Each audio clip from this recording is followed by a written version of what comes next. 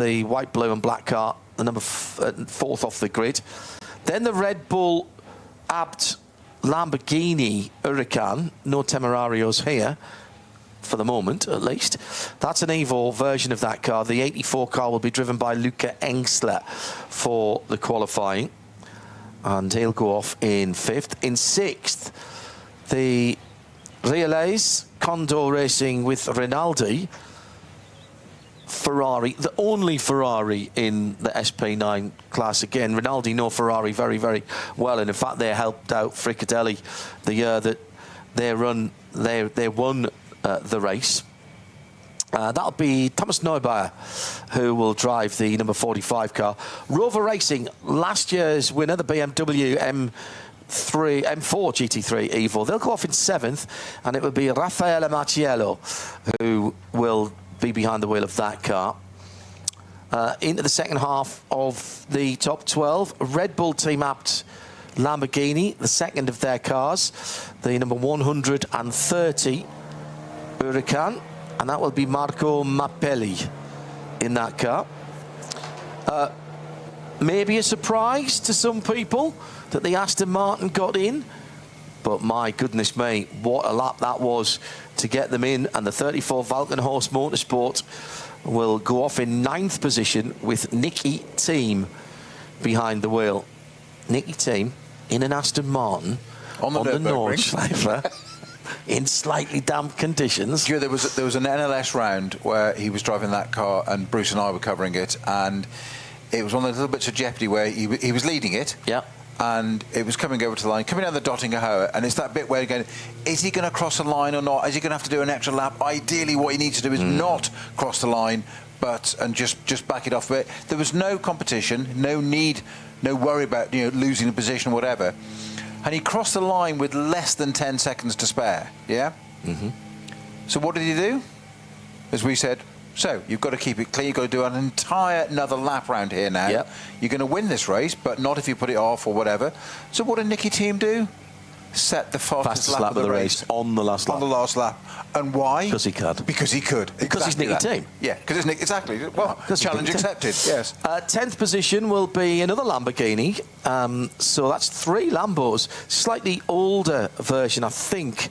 The Franz Conrad car. Actually, no, it shows as an Evo 2 as well. So an updated version of the number 7, running in that sort of Miami blue colour that Franz Conrad has had for such a long time. It'll be Maxi Paul who'll be driving that. It does so remind me of Leighton House, that colour. Fantastic. I noticed there's some people doing some replica old style Leighton House sweatshirts on the web. I lusted. I sense a purchase coming. Well, you see, I lusted after in periods when there were Leighton House Porsches at Le Mans. That was when I fell into it early in my Radio Le Mans career, and I saw the car and I saw them walking around in the paddock jackets, which were. You probably wouldn't be able to sell them now because there's probably far too much polyester and plastic in them. Sort of padded jacket, slightly padded, more like a rally jacket. It's probably a fire risk in reality. Oh, absolutely. Couldn't go anywhere near a naked flame. You'd gone up like an amaretti paper. It's entirely flammable. Yes, entirely, totally. But I fell for that then. So that's going off in 10th position. HRT Ford Racing, the number 64 car. So they've got 2 of their 3 Ford Mustang GT3s in there. And second to last will be, who are you choosing for the 64? Well, how about somebody who knows this place like the back of his hand? Could probably drive most of it blindfold. It is, of course, Frank Stippler. 3-time winner. Mr. 3 times. And the last car off the line, and this is going to be mega to see this. They're saying they don't have the speed in the dry. They would quite like it to be wet, so they might like it to be slightly slippery. There's life in the old R8 LMS GT3 for Share Sport PHX, and the number 16 car will go off last, and it will be the Rabbit himself. Hasse is German for Rabbit. Christ Hasse will be going. He's relishing the challenge Isn't he just? And not just relishing, and responding. Oh, absolutely. I mean, that NLS race earlier in the year when Max was in the Mercedes and got away at the start. I think he qualified P3, got to P1 to start, and then Hasse got past him on the Dotting Hoe at the end of the first lap, and then spent an hour, and I said it on air at the time, delivering a masterclass of how to drive a car around the Nordschleife. It was outstanding. And I have no doubt whatsoever that Max Verstappen sat behind him just going, almost like Top Gun, like, this kid's good. Oh, yeah. And watching and learning, which is what you expect somebody of that calibre to do. Of course you do. Sit and watch and learn from a ringmeister. He's a sponge. Yeah. You sponge it up. Absolutely. Well, any decent driver would do that. Well, when somebody jumps across from a different form of motorsport into something where people are specialists, it's easy to forget, and we should always remember this. Even something like, I commentate on Wheel and Mazda MX-5 Cup, and we've had people from NASCAR, top classes of endurance racing around the world, IndyCar drivers jump into those cars. They are proper little race cars. They start as a road car, but they are basically stripped out, and they are the FLIS Performance turn them into a proper race car, sequential box now as well. They are fabulous. Multimatic DSSV suspension, exactly the same as the AMGs have here. Really quite a sophisticated little racing car. But what you forget is these people who are jumping out of something very different, they are going up against people who are specialists in these cars and race them 16, 18, 20 times a year. In GT3... And have done for a few years. Yeah, and some of them have done for a few years, yeah. There's $1.3 million of prize money over the year in that category. That situation is literally times by 5 or 6 for the top GT3 drivers, because they are doing, I think I said it earlier, Mara Engelhardt was telling me he was doing 40 race weekends a year, and so he's living in that car. His muscle memory must be incredible, and whichever track it is, whatever set of tyres the series are running on, he's got the experience of being in the car. And for Hasse, exactly the same. Chris Hasse, exactly the same. And for any driver to jump in from another series, particularly one as high profile as Max Verstappen, is a brave thing to do. It is a brave thing, because he's got nothing to win, really, and everything to lose. And slotting in as he has done, and learning. The guys in his team are full of praise. It's a bit like when Valentino Rossi started taking four-wheel motorsport seriously, and he went into GT3 and basically he said, look, I have to start again now. Even though I've driven some GT3 cars before, I've done it for fun. I've got to start again now. And, he's won big races. I thought it a little bit over 30 years ago when Nigel Mansell was the reigning F1 champion, went off to IndyCar, came back, and he was at one point, he was for 6 odd weeks, I think he was the reigning F1 and IndyCar champion. Correct. Prost won it again in '93. Should have won the Indy 500 that first year as well, exactly. Actually. And Ford brought him back to UK and Donington, put him in a British touring car, and he did exceptionally well. But what a lot of people forget as well is that weekend he drove a TVR Tuscan. That's right. Arguably one of the best one-make series at that time. Top people in that: Chris Goodwin, Tim Harvey, Colin Blower, etc. Nigel Mansell jumped into one of those TVR Tuscans, which weren't the easiest things to handle, let's put it that way. No. Okay? And what did he do with it? He put it on the front row. Now, okay, Colin Blower, my old mentor, I've got to say it, pipped him to P1. Fair enough. But I always thought it was massive credit to Mansell to jump into something so utterly alien. For a start, the engine was up at the front. It wasn't used to that. And jump in a Tuscan against class field of those people and put it on the front row. Unfortunately, never took part in the race, but off the touring car thing. But it was an absolute credit. It was a real metric of just how good these people are. We'll take a look at some of your questions that are coming in from around the world at RSL_studio. Use the hashtag RSLN24. We'll take a look at that in a minute. Live and free around the world on RS1, part of the Radio Show Limited Network, and the World Feed TV, available also free via Nürburgring 24 official YouTube channel. This is live coverage of the 54th ADAC Ravenel, 24 hours of the Nürburgring. So let's pick up on a couple of your questions. Hello to Robert, who's asking, well, you were talking about the Huracan. Are we still going to hear the Huracan V10 wheel when the Temerario V8 comes in? Going to miss them in IMSA. Well, they're still running in IMSA for the moment. There's a couple of teams still winning with them as well. They think I'm right in saying, I've sort of cleansed my mind of all things IMSA, took that SD card out of my head. I think last time out, Wayne Taylor Racing and the Dex Imaging 45 won their class. SD standing for Series Default. Yes, yeah. Of course. So there's, I mean, GT3 is a BOP category, so there's no reason why they can't still run. I think there's still a bit of work to do on the Temerario. This is the development year. It's happening within races as well with the teams that are running them. FAF Motorsport running the car in the States. So I think the answer is watch this space, to be honest. And I agree with you, the V10 sounds very special, but if you've been close to the side of the track when the V8 Temerario is running around, it's very obviously Lamborghini in its styling, of course. Very good. At RSL_studio, hashtag RSL N24. Jim, I am. Hello, mate. How are you? He said, I had a friend who worked for Leighton House F1 team and gave us a load of kit. We wore it at Le Mans the year the 962 Porsche was there in Leighton House colours, and then basically just got different times then, Jim, mate, different times. Then we got everywhere pretending to be crew, and every time we were questioned about passes, we just employed the typical Gallic shrug. Quoi? Donc? And you can't do that now. You can't do that now. And we wouldn't endorse that either. Yeah, happy days though. As you said, different times. Yeah, different times. Absolutely, different times. May not reflect the values of current times. Well, indeed so, yes.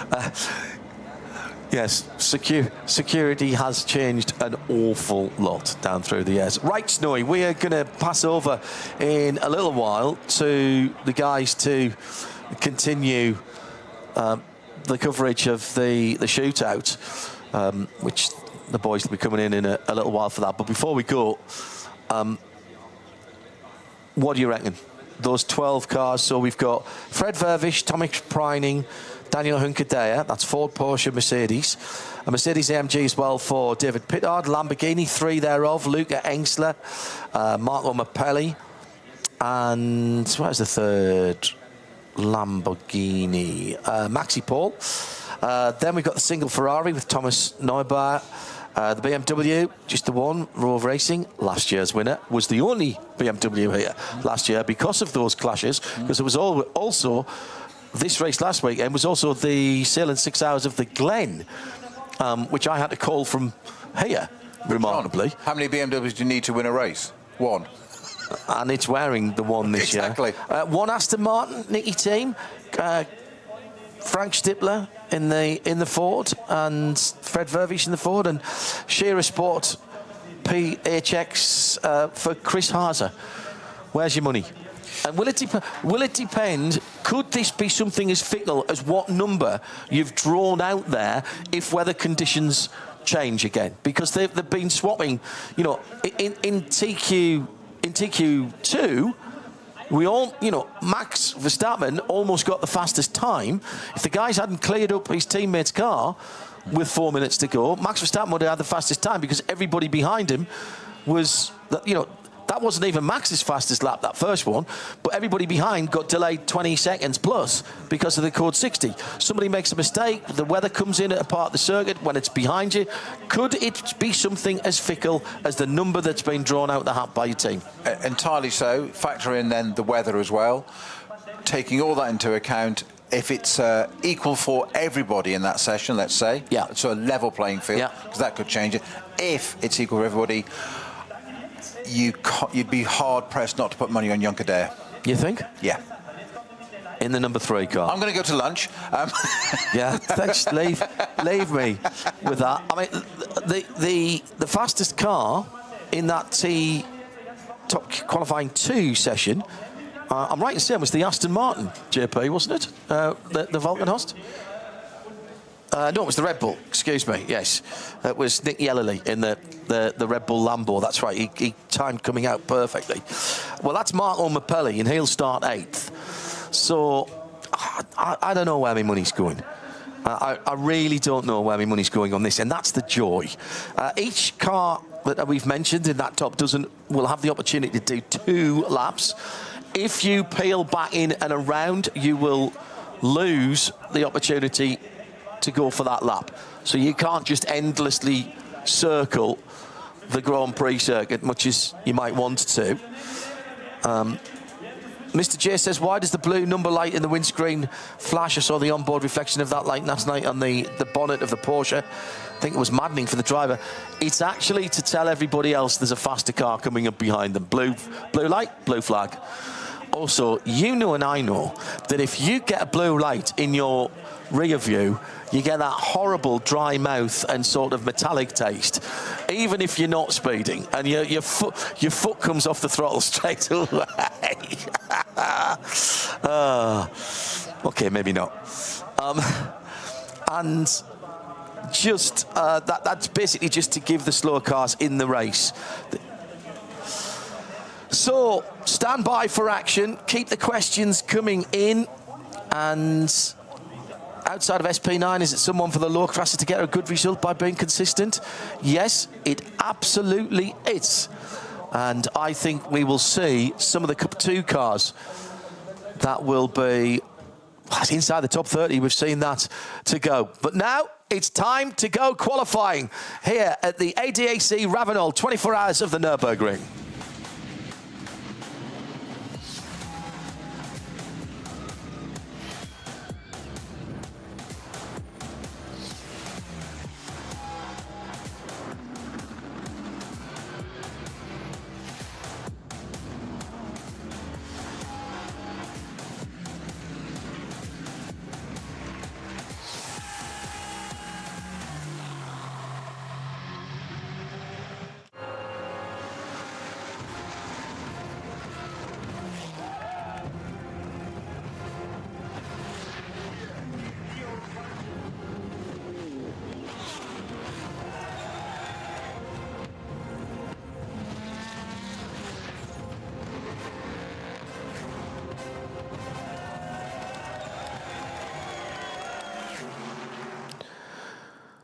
Well, it's often said that when the green flag drops, then the talking stops. I've slightly paraphrased that because I really quite like this job.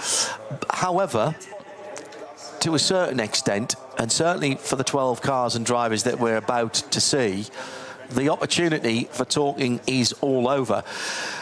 Everything from 13th down to 160 in terms of the grid is set.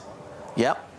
Basically, all of those grid positions is now set, subject to all of the cars getting through post-qualifying scrutineering and being deemed legal by ADAC and their scrutineers. What we've yet to find out is where the top 6 rows, or how the top 6 rows will be made up. In a week where the weather has been the headline in some respects. There is one headline that we'll talk about in a minute, as Johnny Palmer has joined me, John Hindhoff, in the Global Broadcast Centre for our live free coverage in sound and vision around the world of the what is now called TQ3, kind of a shootout.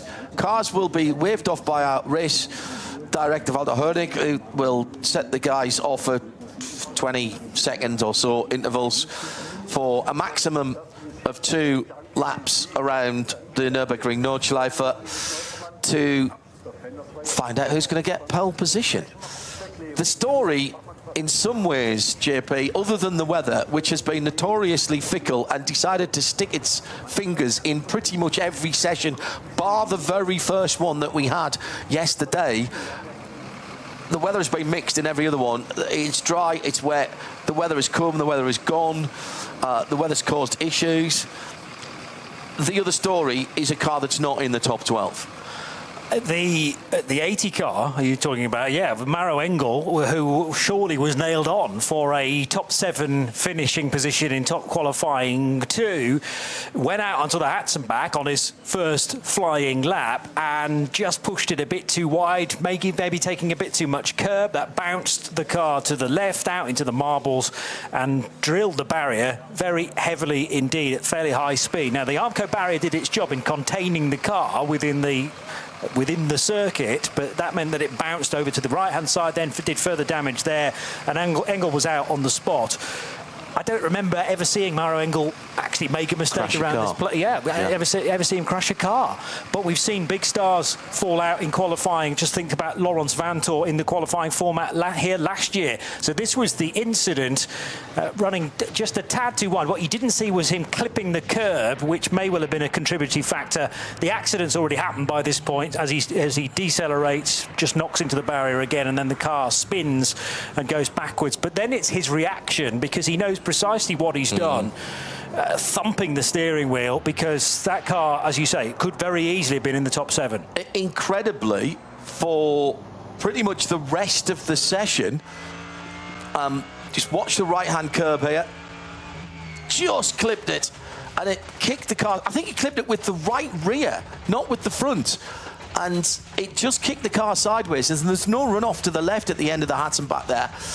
And for the rest of the session, it looked like he had handed his team car, the Verstappen.com Winward racing car, handed them the fastest time, because Max went through. Yeah. He was ahead of him when that happened. Max went through to a pretty clear run. Not Max's fastest time, because we'll come to that in a minute.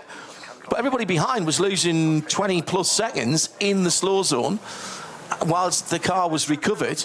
But excellent work by the marshals meant that we were given just over 4 minutes. Now, you can't do a lap of the Nordschleife in 4 minutes. I hear you saying that. You are shouting that at me at the moment as the cars come out for the Fast 12, if you will, TQ3. But what you can do is nip round the Nürburgring Grand Prix circuit and either come back into the pits or go around. And that's what Chan Guven did in the Manthey Grello 911 car. They kept him out. Kept him out till, 5 or 6 minutes was only left. Then they brought him in, put the car up on the high jacks as it is now, took off the set of Michelin tyres. Why was he doing that? He was burning off Total Energies Excellium race fuel and getting the car lighter, because you're not allowed to refuel between those sessions. Yeah. They then banged on a new set of Michelin soft compound preheated slicks, and off he went. By the time he'd done that, Nick Yellerly was already gone.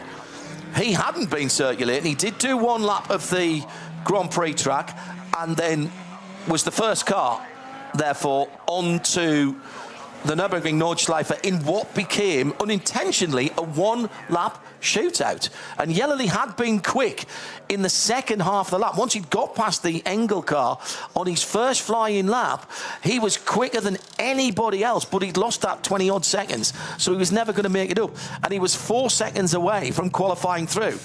We needn't have worried about Yellerly, because he put in an absolute stormer.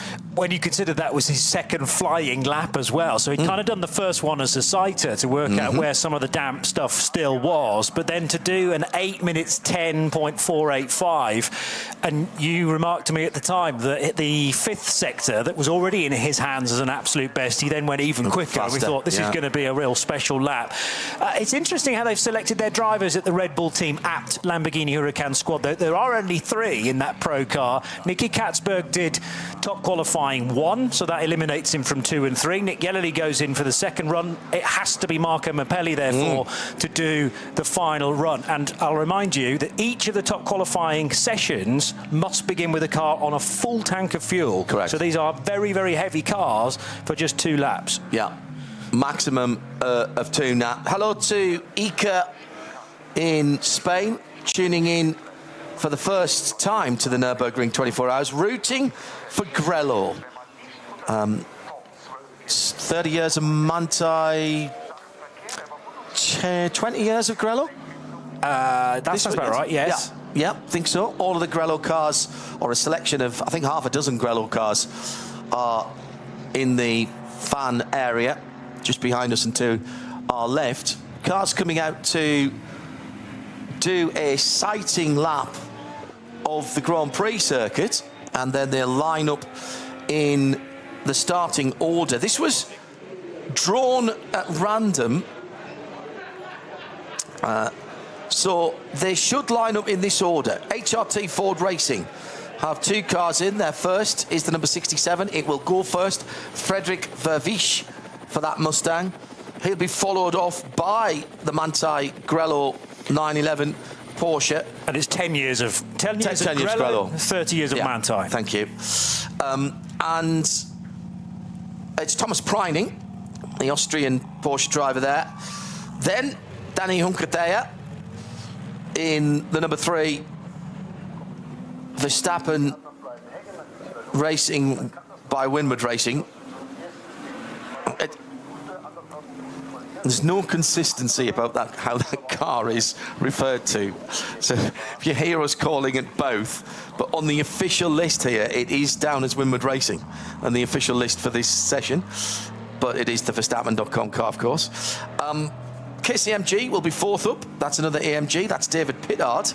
It's a good lad to have in your back pocket, isn't it? To send out. Too right. At the end. Team Red Bull Abt. Luca Engsler, Lamborghini, number 84, will be 5th. Halfway through, Relais Condor Racing with Rinaldi, the only Ferrari GT3 in the race, the 296. I did say the 499 there. You might have had an advantage if you'd been in the 499. The number 45 car goes off 6th. 7th, last year's winners, Raffaele Marciello in the Rover Racing Red and White BMW, M4 GT3 Evo. The Huracan GT3 Evo 2. Another Huracan, Red Bull Tina Abt, Marco Mappelli in the number 130 car. Excellent livery on that car. Valkenhorst, Aston Martin in the Vantage GT3. Goes off in 9th position for the number 34. The Franz Conrad Racing Lamborghini, the 3rd Lamborghini. Who would have bet that Lamborghini would have been the most numerate in the top 12? That wasn't on my bingo card. The number 7 Conrad blue car, light blue car, 10th position. Penultimate car off the line will be the number 64 HRT Ford Racing Mustang GT3 Evo. Frank Stippler behind the wheel. Said before, he knows this place. Absolutely incredible record here. 3 times he stood on the top step of the podium and jumped in with both feet to this HRT Ford Racing programme when it was announced. Share Sport PHX will be the last car out in the Audi. Not in the first flush of youth, the R8 LMS GT3 Evo 2, but still a competitive car, particularly when it's been run by Share Sport PHX, the old Phoenix Racing equipe, and particularly in the hands of Chris Haase. Where's your money, JP? I'm going to sort of eliminate them one by one. I don't think Audi's quite got enough, although I'm intrigued by the sector times that had already put the 16 Share Sport PHX car into this final session. Ford have intrigued me just based on their top qualifying 2 pace to have one of those cars. Where did they end up in the end? 4th fastest for Arjun Maini in TQ2. That was but when we're talking about good laps, that was a great lap because again, he just jumped in and was on it immediately. Yeah. I mean, 5 cars separated by a second in the end in very changeable conditions. In fact, both Fords were in the top 5 places. 3-minute board now being displayed. Clear the grid, helpers aus, so all the helpers to leave. I agree with you in that, you know, did anybody expect to have 3 Lambos in the session? And does that then tell us that it is a quick car? But clearly they're consistent across all 3 machines, and they're in different, 2 different teams. 2 entered by Red Bull Team Abt. The other is the long-standing number 7 entry from Franz Conrad and Conrad Motorsport for, it'll be Maximilian Paul to drive that car. But I have a feeling that the 2 Red Bull cars are going to be a smidge faster than that. We haven't really seen what the realised Condor Racing Ferrari has got to offer, because bear in mind, even though that was eligible to do some laps in top qualifying 1, they weren't hard at it. It was one of those to break into the top 20. I don't think the 84 Lambo ran at all in top qualifying 1. If it did, it may well have just done a lap or two on the Grand Prix circuit. But 84, we haven't really seen the pure pace. And that was, we remarked at the time, a bit of a strange decision. Surely you would want to have at least some current running of how the track is today. You can't discount Grello in the 911. You certainly can't discount, let me attempt to get the name of this team right, Mercedes-AMG, Team Verstappen Racing, and the Winward Racing prepared car, particularly with Spanish driver Dani Juncadella at the wheel. So I'll give you 3. 911, the 3 Mercedes, and what sort of area are BMW in this year? Let's go for the Rover Racing BMW of Raffaele Marciello as defending champions. But that's the trophy we're fighting for today. The Glickenhaus trophy for pole position. And that has been a long-standing trophy with everybody's name on it who've won it through the years since, I think, 2016. Glickenhaus put an SPX car on pole position with, was it Fernando Leza who did that lap? Yeah, not a bad shout. I'll have a look. Back then. Hello to Harry Chandler, tuned in before the usual Friday afternoon bike ride. I still think this is the absolute best qualifying format of all the big races. Tweaked a little bit this year, but I do like this. It's not exactly single car qualifying, but it's as close as you can get on a 10-minute lap, 9-minute lap. Right turn lover, hello RTL. Is the Red Bull Lambo in a Red Bull livery? The 130 is not. It's in a very fetching green colour, isn't it? The car that Nick Yellerly put into this session. And hello, James Hazen as well. Long time no tweet, he says. Managed to crawl out of bed in time for the top qualifying 3 session.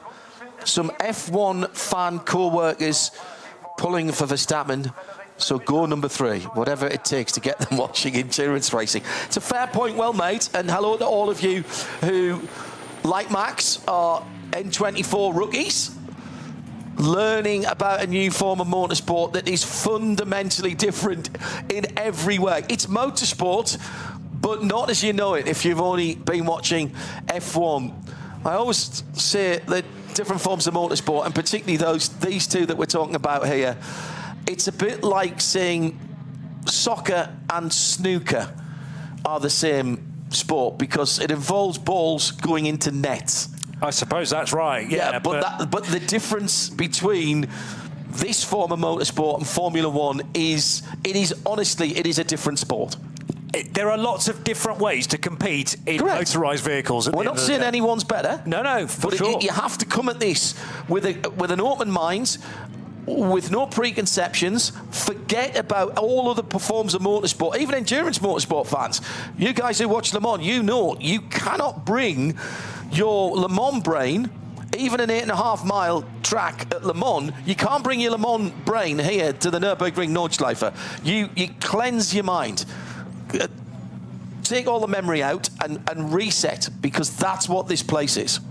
The other thing is that we've got 2 very different ways of going qualifying as well, because whereas in the past we've had a shootout, single lap or double lap qualifying to then get you into the next stage of double lap qualifying, that was a more conventional top qualifying session, as in everybody goes out for 30 minutes, 40 plus cars, nearly 50 actually by the end of it, all trying to get a quick time, whereas now we're doing qualifying where you're on your own, you're hoping not to see another car out there, although it can happen if one has a problem. You get the Nordschleife to yourself, and that is an incredibly rare treat these days. Oh, the 130 Marco Mapelli car's just rolled off in its very green, reflective green colourway. What were those Opel fruits that were not Opel fruits, the chewy ones that had the green stripes through them? That's what it reminds me of. And there was an airline that did a green and white colour scheme for a little while on some of their cars. Frank Stippler, second to last to go in the number 64 Ford Mustang GT3 Evo, the new car for this year, and the setup window has been opened up for that car, and it's really helped them here at the Nürburgring Nordschleife. There's nothing much wrong with the car in all the other circuits around the world last year, but some tweaks, Ford Racing working with their customer teams What would you like more of? What do we need to cut out? And with Christopher Haase now rolling off in the Scherer PHX Audi with the white wheels, making it look from a distance and certainly from the helicopter shot as if it's a Tamiya model on the Grand Prix circuit. Looks fantastic with those white wheels. Heading on the GP circuit at the moment. Johnny's got all the stats up and all the split times. There are 9 different splits here. The first 2 are on the Grand Prix circuit. So from split 3 onwards is where we get the cars onto the Nürburgring Nordschleife. And a huge difference in the lengths of those particular splits. So 3 minutes plus and 10 seconds. I mean, literally, it's the biggest split you'll ever see, biggest change you'll ever see in split times. So they're off now. This does not count as a timed lap, JP. This is effectively a warm-up lap. That's right. And you have a choice, actually, at the end of the warm-up lap on the Grand Prix circuit. You can pit, but actually that immediately deletes one of your lap times, because the last thing the organisers necessarily want is for drivers to just continue to keep going around the Grand Prix circuit, as we saw in the top qualifying 2 session. So it is possible to enter the pit lane via the Grand Prix circuit at any point. There's also a rule about not taking any time longer than 14 minutes for this warm-up lap, and that's to make sure that everyone's not, or certain cars aren't going very, very slowly. So you have a minimum time that you, or maximum time that you must be beneath on this installation lap. Nobody's going to want to do that, though, because they're desperate to try and get warmth in the tyres, warmth in the brakes as well. Actually, the tyres might have a chance to cool down a little bit when you're going down the Dottinger Hall. And that's when you hit the start-finish straight, precisely where you want the heat in different tyres, don't forget, from this variety of cars as well. Braking for the Haug hook. Thank you, Tim Gray. Condor Airlines was the green stripe one. Very good. Thank you very much indeed. Hello to Kevin Swindley, who's dividing his time between his favourite UK track. He's at Alton Park in Cheshire, and his favourite European track. Alton Park's a mini Nordschleife, isn't it? It can be called that at times. Yeah, that and Cadwell Park. Oh, Cadwell. Oof. Cadwell's the mini Nordschleife, the mini Nürburgring for sure. But yeah, sections of Alton Park. It used to be tree-lined, though, far more than it is now in the past. Before we get into the fast laps, as they're warming up tyres, getting them up to pressure, warming up brakes. Hello to Touring Car Magazine.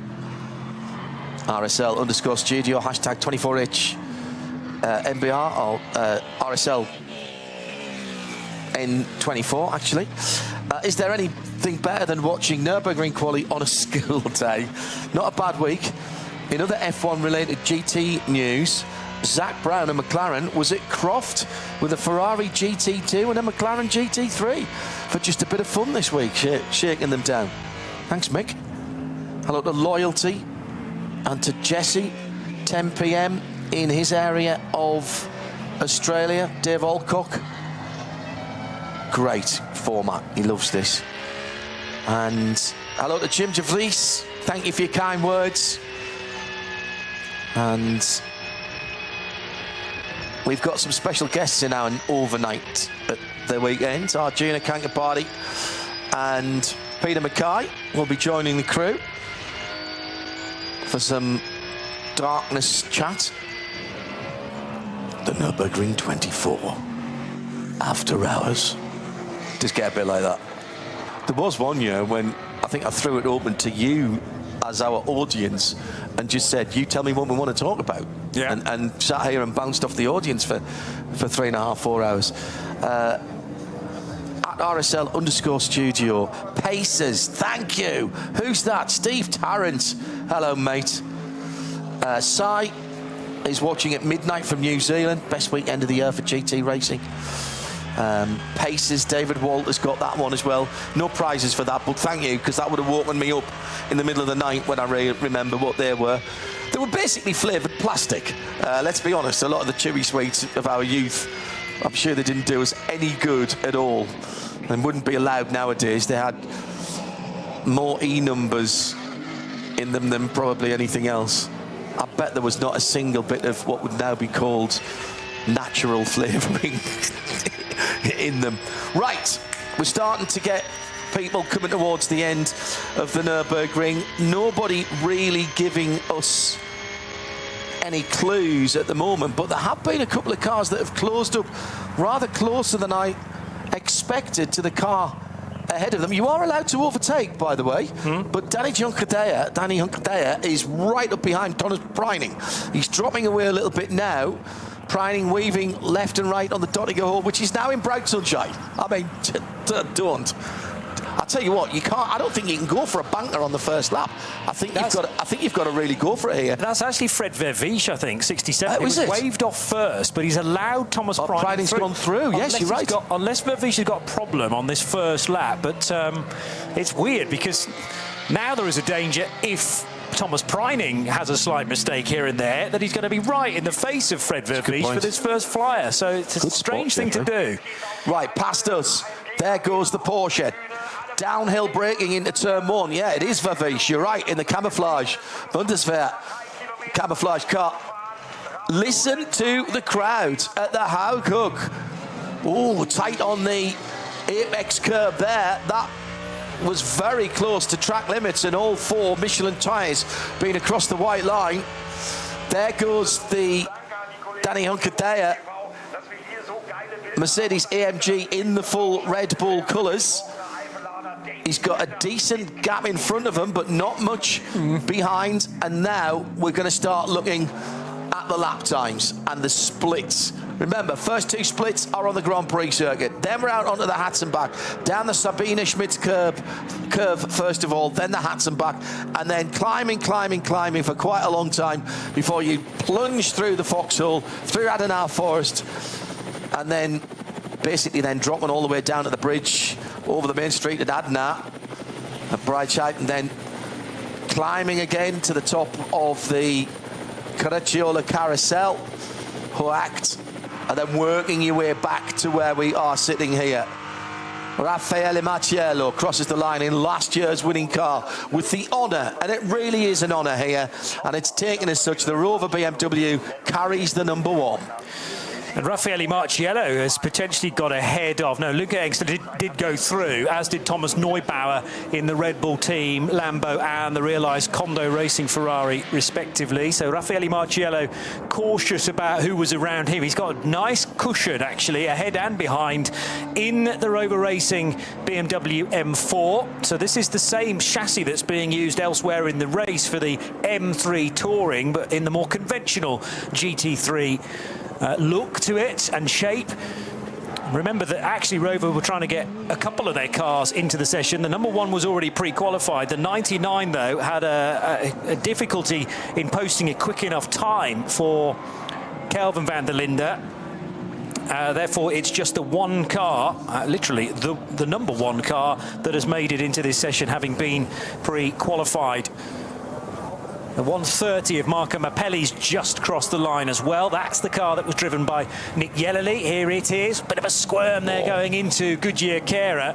And meanwhile, here's the Ferrari of Thomas Neubauer heading out onto Hatzenbach for the first time. Now, big commitment through Hatzenbach, third and fourth gear corners. You can ride the curbs in some place, not others. Maro Engel's corner has been negotiated by the Ferrari, but only just. The left-hand side tyres perilously close to the edge of the curbs there. That's where Maro Engel went off. You can ride the curbs at the end of the Hatzenbach, but then through the next right and left, you have to stay away from the curbs. They're a little bit more harsh on the curb, on the car. Hello to Andrew Mather, who's tuned in, enjoying a nice soundtrack while going over his notes for some Shennington gearbox karting. Gregory says, will the race stream be offered through YouTube for the US racer who has it in the US? You can have audio free all the way around the world on RS1 at radiolemans.co or radio-show.co.uk. I believe Ford have got some onboard cameras via fordracing.com that you'll be able to get as well. We'll give you all the details. We'll tweet out all the details. How close to the edge? Very close to the edge for the Ferrari, running in the very striking yellow and blue. And in fact, the corner after what I'm now calling Maro Engel's elbow, there was dirt kicked up from the tyres. There is a tyre wall there deliberately, because that's often where a car can become a little loose, escape the confines of the racetrack, and certainly Thomas Neubauer was testing the outer limits of his door mirrors there. I don't think one of them was folded back. They kind of don't do that on a GT3 car. They could easily snap off and cause a problem for somebody in behind. That would have been Raffaele Marciello, who incidentally has just done the quickest Sector 3 time of pretty much anybody. Still got to see Frank Stippler through there in the 64 Ford Mustang, and Chris Haase, Shearer Sports Audi, which was the final car of the 12 to be waved off. So could we be waiting until that car does its second lap to be fully committed to the pole lap? I think your point that you made before the cars rolled off, in fact, as they were coming to stack up at the start line, JP, was a good one. Full fuel loads for all these cars. So these are not a light, nimble qualifying spec. They might have rolled a tiny little bit of downforce off to get higher top speeds, but the car is going to be a tiny bit sluggish. So drive it like you stole it on the first lap, burn a bit of fuel off, but save the tyres for the second lap. Oh, thanks very much, Mr. Engineer.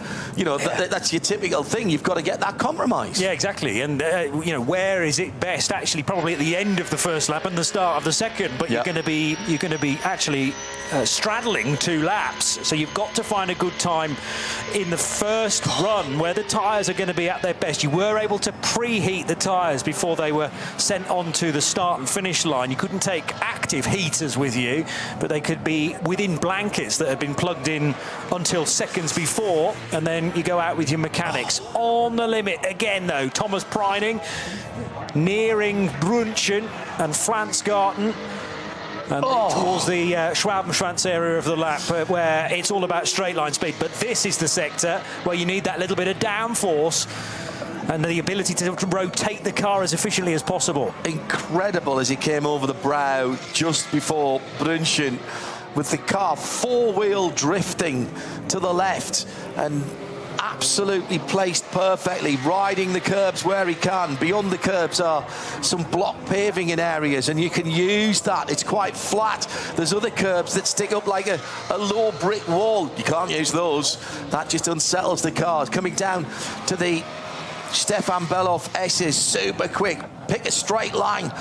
And again, you're charging downhill here to a right-hander that is far trickier than it looks. It takes you across a little bridge, and then you're braking hard for the left-hander before the Kleiner Carousel. That's where Grello is now, onto the concrete. Marco Appelli, though, 3 seconds quicker than this Thomas Preining lap in one sector. That's sector 5. He's just done a 145.9, whereas the Grello Porsche at 148.9. Well, that Lamborghini came up the pace very, very quickly earlier on today, but it was still quicker on its second lap in the hands of Nick Yellerly. But of the sectors, of the 6 sectors, call it 7 sectors now that have been completed by the bulk of the field, 4 best sector times, including the longest one, belongs to that Red Bull Team App Lamborghini Huracan of Marco Appelli. The longest one so far. He's Yes, got to do true. the 2.5 minute one. Yes. Yet, but we'll see how good the Lambo is in that gradient change and through the twisty turny and not necessarily high grip stuff at Brunchen, Flansgarten, Ice Curver, and then the run towards Schwabenschwanz as well. But here's Thomas Preining now at Tiergarten and Hohenrhein, the link road, up against us as close as you dare to the Arco barrier there to the right-hand side. He'll come across the line, surely to go quicker. Well, it will be quickest because he's the first car on the road, as we've learned, getting ahead of Fred Vervisch, and it's an 8:21.3, the Time is out there. time. Right, there's time out there, albeit that is a heavy car. I don't think we're going to see an 8:08 then in this, which is the qualifying record. Straight through then for Winward, and Danny Hunkadea has gone. Now that's 8.18 and 8.19 for KCMG's David Pittard. So how hard are you pushing on that first lap? Now you've got to, whatever you've got left in the fast draw, Johnny Palmer, you've got to get out and throw it at the track. This is the time. The worst you can be is outside of row 6. Yeah, absolutely. That's the furthest you're going to drop is 12th position. How about that lap from Luca Engstler, though, in another Lamborghini? This is the Red Bull team apt number 84, the car we didn't see in top qualifying 1. So it was a complete mystery as to what sort of time you might be able to do. 8:14.7, which is as quick as cars were going, SP9 cars were going at the end of standard qualifying 1 yesterday. Yeah. Thomas Neubauer in the Realized Condo Racing Ferrari goes briefly second. And remember, he was well off the road at times through Hatzenbach in the 45.296. So he does at 8:17.3, but slotting in between the two, Raffaele Marciello in the BMW M4 at 8:16.4. Still Exler with a 1.7 second advantage. Still to come, Marco Mappelli. Here he comes in the green and white, number 130, and goes to the top. Unsurprisingly, if you've been watching, 8:11.6. Hello. These guys at the latter end of the top 12 are throwing overhand next to come through. The team due to be the 34. Yeah, he goes 8:18.2. That'll take him to 5th fastest for the Danish racer, and not that far back. Conrad Racing to 2nd. So it's Lamborghini 1, 2 and 3, JP. At the moment, separated by 3 seconds. Then after that, it's the BMW of Rover Racing. We've still to get a couple of cars through to finish their first of 2 flying laps. Frank Stippler should be through in a moment. Did I just hear a Ford go through? I did not. I do like Richard, who said, I love that number of Ferrari, Duckham Oil's tribute livery. Well, I know exactly what you mean. Stippy's gone through. 8:28. More to come from that, I think. Now we're just waiting for Christopher Haase, who has managed to capture a couple of faster sectors, and it's the 2 longest sectors out there. How much has he taken from the faster guys at the front of the field? Well, it's going to be in the mix, isn't it? To be purple through the most important sectors, and the 3rd sector, Hatzenbach, Hohenrhein, Kittelbacher-Hohe, did that in 64 seconds, so that's there or thereabouts.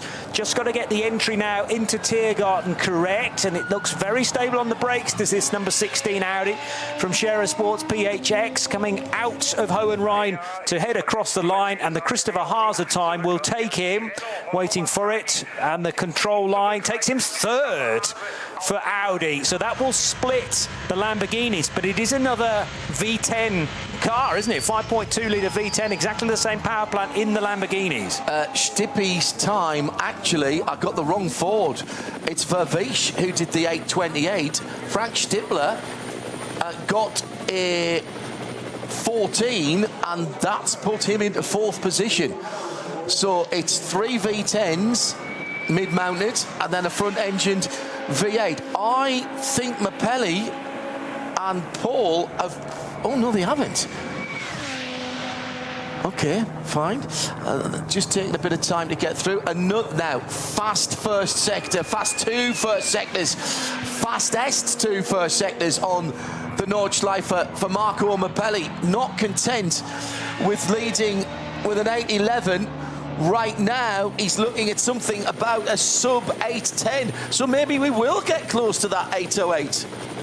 Yeah, even though it's 2 laps in of fuel burn, but perhaps an 8:08 is possible. Certainly closer to an 8:10 than we currently have. That would only be shaving a second and a half from it. But Maximilian Paul's lap in the Conrad Lamborghini, mightily impressive as well. So as things stand, it is a Lamborghini front row with not that far away, only half a second back, or 2.2 actually from the Mappelli time. Chris Haase in his Audi from Scherer Sport. Then, as you say, the best placed so far are the Ford Mustangs of Frank Stippler and Luca Engstler in another Lamborghini. 3 of them currently in the top 5 positions. Incredible for the Raging Bulls. Now, Danny Hunkadea with fast times towards the end of his second lap currently. That number 3 AMG Mercedes GT3 sits in 9th position in the full Red Bull colour scheme. 8:18 is what he's got. He's going to need, I think you need a sub. You're going to need a sub 12 certainly to be on the front row. Possibly for first position, you might need a sub 10.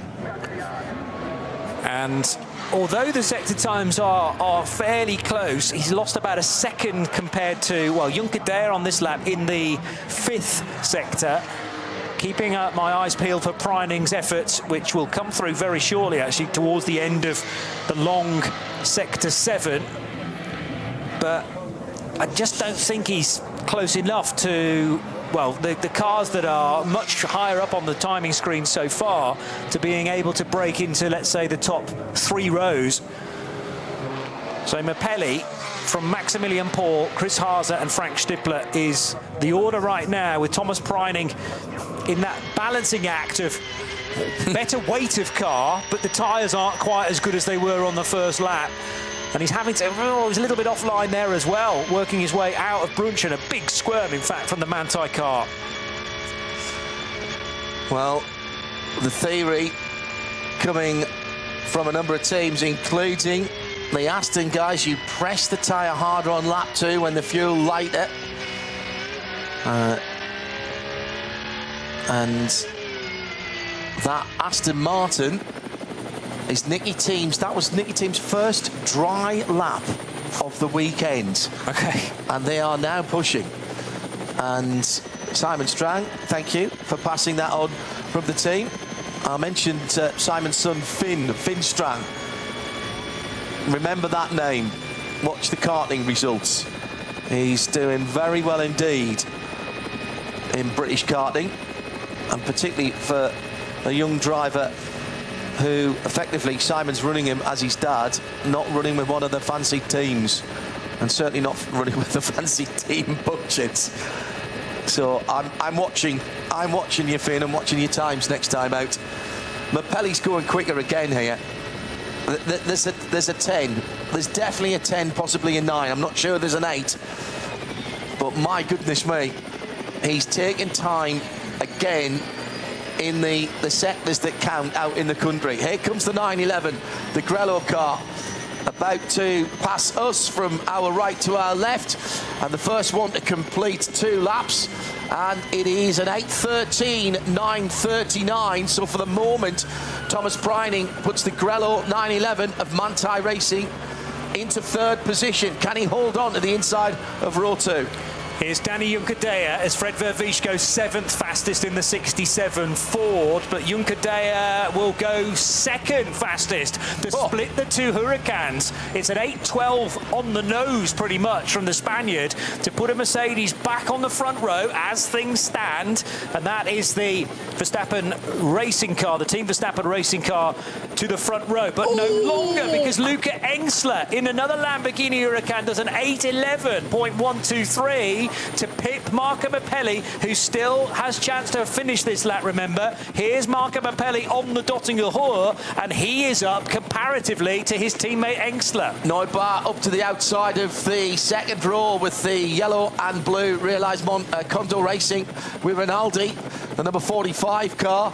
I tell you what, it's an 11 for the front row. I thought a 12 might do it. And Juncker Daer puts the 12 in, but at the moment, he's only on the inside of row 2. Who was that going through? Marciello, 8th. Ooh, okay. Rover Racing, last year's winners. Outside of row 4 at the moment. Who's still to complete? Well, what about Mapelli? Because I still think he's got enough in hand to jump ahead of his teammate, switch sides on the front row, but it could very easily be a Red Bull team app. No, just falls short by not much at all. It's 0.3 of a second. So Luca Engsler in the 84 car, they've done barely any running in top qualifying. It's not decided yet, but Lamborghini look to be in a very good place. It was a better lap than his first lap from Mapelli, and he captured 3 fastest sectors, but falls 3.5 tenths behind his teammate. Valkenhorst goes through. Nicky Thiem improves his first lap time, but it's only a 15.2. That'll be the inside of row number 6. And is that everybody now? Well, Maximilian Paul's just crossed the line in the Conrad Lamborghini, and he stays in 5th position. Yeah. Again, that was an improvement. Looking very good down the straight. The Dottinger Hoor gone purple through that final 2 sectors for Maximilian. But an 8:12.256. Yeah, he was close to Nicky Thiem, and I wonder whether he might have been picking up a bit of a toe from the Aston. Yeah. Oh, we were missing... who's that? Stippler. That was Stippler. Where's Stippy gone to? 6th division. Again, it's an improvement for the Mustang, but only good enough for the outside of the second usually, JP, for these events, we didn't see anybody make any major mistakes. Nobody's clattered the barriers, and everybody improved on their second lap. And that's not always the case here. How high up is Christopher Haase going to get? Because he's quicker than anybody else through Sector 5, quicker than anybody else through Sector 7. The Audi's finding the pace in all of the very useful positions. They were talking it down. They were saying, we haven't got the 1 lap pace. We might be all right on the longer run, but we need it wet as well. We're not all the pace in the dry, but where will the Scherer Sport PHX Audi comes through now and crosses the line, goes to the inside of row number 2. 8/10 of a second away from Paul, half a second from the front row, and 11.984, excuse me, and it doesn't put him on the front row by half a second. That's incredible. It's mid-engine V10s to the fore, 3 of them. Lamborghinis for the Red Bull team up, lock out the front row. Then the Scherer Sport PHX Audi Evo 2 of Christopher Haase, the number 16 car, will share row 2, subject to all the post-qualifying checks with the Windward's Verstappen Racing Mercedes, the number 3 car. Behind them, it's Ferrari and Lambo again. I mean, that tells you something about that number 3 AMG. That's the only front-engine car in the top 6. Yeah, that's a good point, and we never know whether the full speed is being able to be extracted by the relevant qualification drivers, because remember, it's a shared effort as well. That's been deliberately the case. If you were taking a car through top qualifying 1, 2 and 3, it had to be 3 different drivers, and how much do you risk leaving it late for not actually getting into top qualifying 3? But Frank Stippler is quick in anything. He used to be quick in that very Audi, the Scherer Sport PHX car that's just gone 3rd, now part of the Haupt Racing Team program, though, for the Ford Mustangs. He finishing 7th fastest, but as you say, beyond that, the interloper is the Mercedes as the only front-engine car getting as high as 4th. That's a good lap by Thomas now, by the way, the sole Ferrari. BMW showed us last year only having one shot at it, one car, one dog in the fight. It's enough. You only need 1 car to stand on the top step, and that's exactly what they did with that Rover BMW last year. They'll start from the inside of row 5. Manthey, nearly 3 seconds down on the pole time. Not sure they'll be happy with that.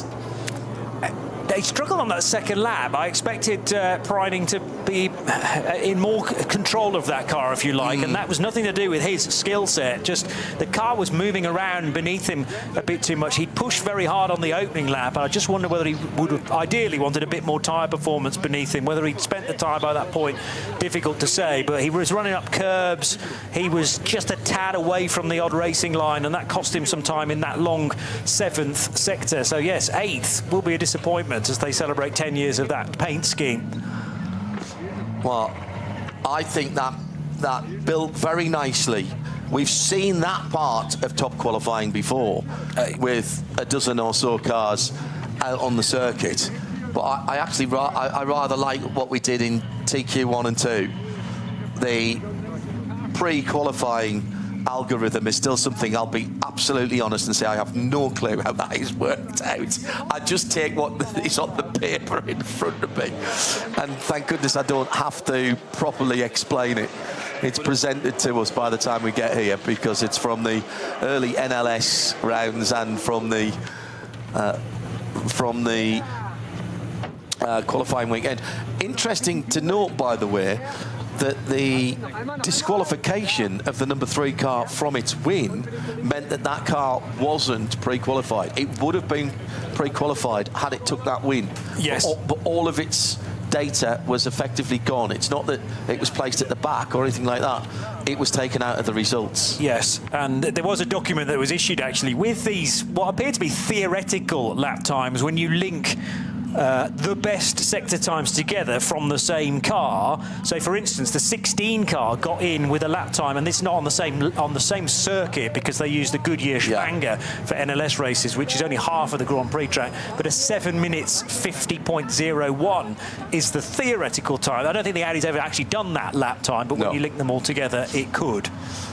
So let's just run through what we've got. It's an all Red Bull team apt Lamborghini Huracan GT3 Evo 2 front row with the number 84 on pole position, which is the Red Bull livery car, and then the Pacers, the green and white car, number 130 in second. I'm going to get told off for saying that now, aren't I? Share Sport and Winwards. Verstappen Racing for Audi and Mercedes, the 16 and the 3 on row 2. Ferrari and Lamborghini being the Condor Racing machine, and the Franz Conrad number 7 car on the 3rd row of the grid. Christopher Haase doing Haase things. The Rabbit was off and running. Last man off the start line. Maybe got the best of the conditions with the sun being out a little bit longer. Maybe there was a tiny little bit more racing rubber, but he still had to pedal that car. Not in the first flush of youth, the car. Not talking about Chris there. But he brings it home to the inside of the front row, the second row, excuse me. Then that fabulous green, reflective green and white, Marco Bappelli driven Lamborghini. Green and white Lamborghini, green hell. 63rd year of Lamborghini this year, is it? 53rd or 60th year? Fantastic. Joe Dunn's a huge Lambo fan, feeling good. Nice to see a win after the last year, the win at Spa. Another feather in the cap, and it is a front row lockout. How about Luca Engsler's time?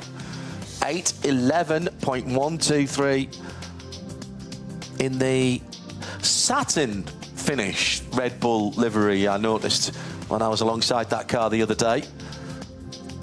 That's become a thing. Don't know what it does to the airflow of the car. You'd think you'd want it as slippery as possible. Well, I presume they've factored all that in. Luca Engsler then takes pole position for the 54th ADAC Ravenel. 24 hours of the Nürburgring. Lamborghini, Audi, Mercedes, Ferrari, Lamborghini, Ford, Porsche, BMW, Mercedes, Aston Martin, and Ford Mustang. Those are the top 12. The rest of the 160 starters that we think we're going to have for tomorrow are locked in from the earlier sessions. That's close, you know, at the top of the field, JP.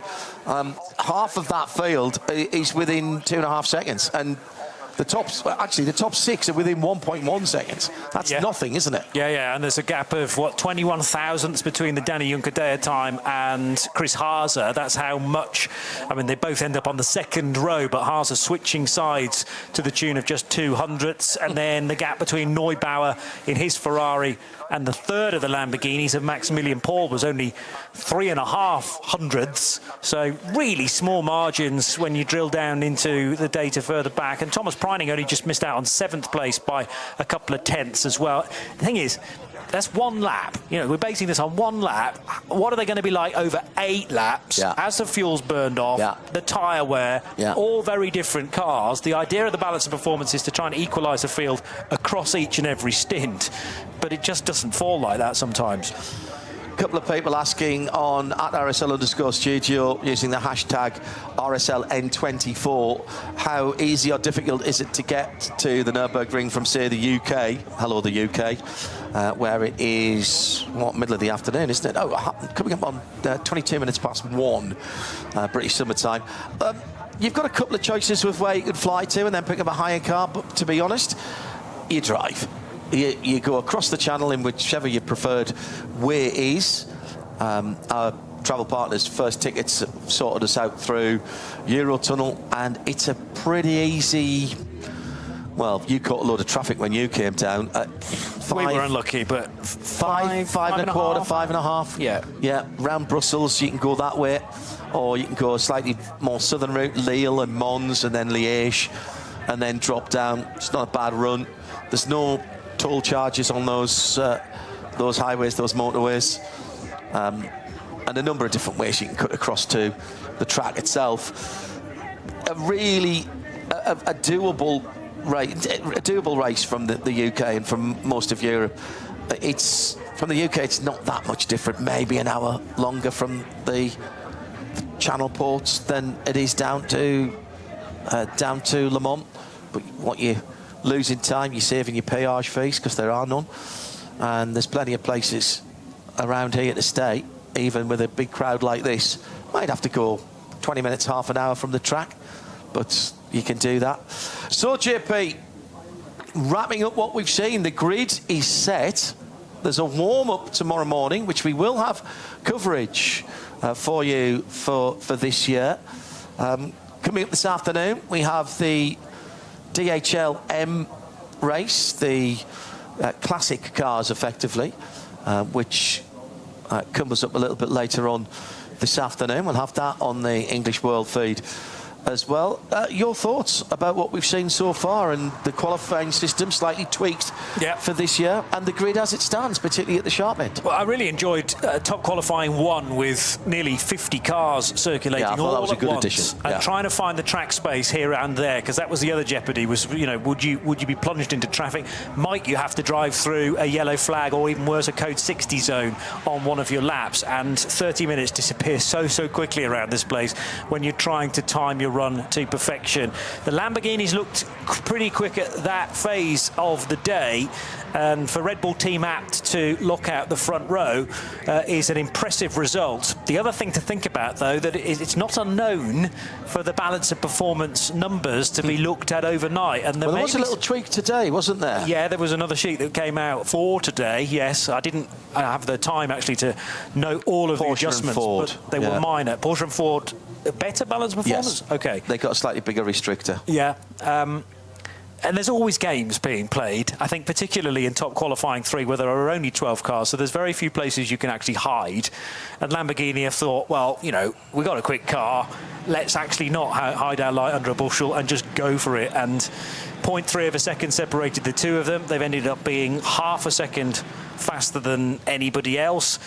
Is that going to put them at a disadvantage when we get to the race tomorrow? We'll just have to wait and see. But there's not many Audis that will be able to compete for the race win for fans of the Four Rings. But it is good to see that, as you made the point, fairly aged car now still being pedalled very quickly by Christopher Haase to 3rd position. There's a massive story in the fact that we have Max Verstappen as part of the Mercedes lineup in car number 3, and they're well in the hunt thanks to Danny Juncadea's lap time of an 8:12 to put that car in 4th place. And then there are others. There are other cars that didn't make the top 12, and who's to say the win's not going to come from a car that starts a bit further back in 15th, let's say? Well, the other Winward car, the other Winward Run car, 80, which is the number 80 car, that's going to start in 20th, outside of the 10th row, which is only halfway down the SP9 field, by the way, or it is halfway down the SP9 field, or thereabouts. That car's not out of it. No. And Maro Engel, a chastened Maro Engel, after not getting through to get both cars through to top qualifying, that's going to be a car. Would you start Maro in the race? Put him back on the horse that kicked him? That's not a bad approach. He would often be a starting driver in a race like this. So just, say, mate, you know, it can happen to the best of us. Put him back in and wipe the memory of that incident on Hatzenbach as early as possible. But the other drivers in that car, Lucas Stoltz, Fabian Schiller, and Maxime Martin, who has been storming around this place in a variety of different manufacturer cars. He's now at home with AMG. They'll be in the race, and they'll be a contender. So a brilliant top qualifying 3, slightly tweaked the situation for this year.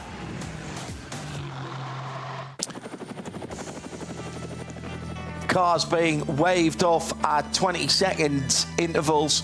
2 laps, full tanks, new tyres, racing for pole position and the honour of having your name on the Glickenhaus trophy. And as they went off, it was HRT Ford Racing and Fred Vervish who led them away, but he either slowed down on the warm-up lap, or Thomas Preining decided he wanted to go first, because it was Grello 911 that came round to start the first flying lap first. And a good start from Preining, actually, although it was not as good as Marco Mappelli in the number 130 Red Bull Apt Lamborghini. The Lambos had looked very, very fast in the previous session when Nick Yellerly took it to the top of the times. It didn't matter on that occasion, but then we reached top qualifying 3 for these 12 cars, and the high fives began when Danny Juncadella crossed the line. But then the Lamborghini Huracans had their moment, and there is Luca Engstler, perhaps in the less fancied of the 2 Lamborghini Huracans. 84 had barely done any laps in top qualifying 1. They didn't have to, as per the regulations, and they decided actually to park that car up for the majority. It was quick, straight out of the box though, at 84 in the classic Red Bull colours, alongside the 130 car in the sister machine.